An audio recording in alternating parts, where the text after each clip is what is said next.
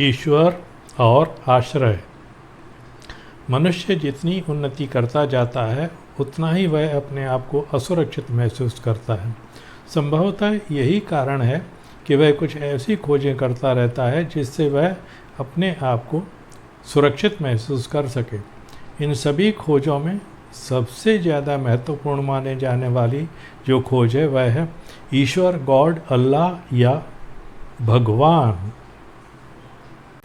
अब इस खोज को, जिसे गॉड, ईश्वर, अल्लाह, खुदा आदि के नामों से जाना जाता है, जिससे इंसान अपने आप को सुरक्षित करना चाहता है, क्या सचमुच एक शेल्टर, एक आश्रय की ज़रूरत है, एक मकान की ज़रूरत है, महल की आवश्यकता है? यह प्रश्न इसलिए और भी महत्वपूर्ण हो जाता है कि मनुष्य की दुविधा को, संशय को दूर किया जा सके। सवाल यह भी उठता है कि कौन किसको सुरक्षित करता है, इंसान को ईश्वर या ईश्वर, गॉड, अल्लाह या भगवान को इंसान सुरक्षित करता है। इस बात के साथ एक और प्रश्न जुड़ जाता है कि कौन किसको देता है। क्या ईश्वर ही है जो सबको सब कुछ देता है, या फिर इंसान ही ईश्वर को सब कुछ देता है? शायद यही कारण है कि इंसान सुबह शाम उसे भोजन देता है, कपड़े आदि की व्यवस्था करता है।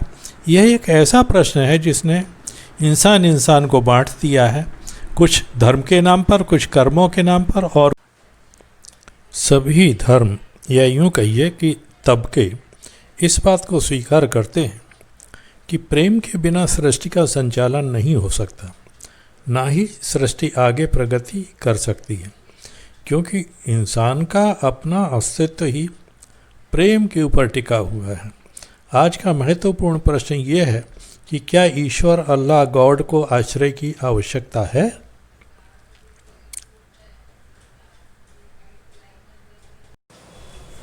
अब अगर उसे, जिससे सभी सामर्थ्यों का स्वामी माना जाता है, किसी आश्रय की ज़रूरत होती है और जिसका प्रबंध करने के लिए उसे इंसान की ज़रूरत पड़ती है, तो वह इतना समर्थ या सामर्थ्यवान कैसे हो सकता है जो संपूर्ण सृष्टि का संचालन कर सके, लालन पालन कर सके और मानवों के कष्ट दूर कर सके? वह कैसे सभी ब्रह्मांडों का संचालन कर सकेगा जिसे अपने आश्रय स्थल के लिए एक मामूली इंसान का सहारा लेना पड़े? हमारा ज्ञान या समझ हमें जहाँ तक लेके जा सका है, क्या सभी जगह, देशों प्रदेशों के एक ही अस्तित्व को ईश्वर, अल्लाह, परमात्मा, परमेश्वर, गॉड आदि के नाम से पुकारा जाता है, या फिर हर देश खंड का सर्वे सर्वा यानी गॉड, परमेश्वर आदि अलग अलग हैं और शायद इसीलिए अलग अलग तबके, धर्मों, पंथों के लोग उसे अलग अलग नामों से पुकारते हैं, या अलग अलग देश, प्रदेश, भूखंडों के सर्वे सर्वा अलग हैं और इसीलिए अलग अलग तबकों के लोग उनके लिए अलग अलग आश्रय का निर्माण करते हैं।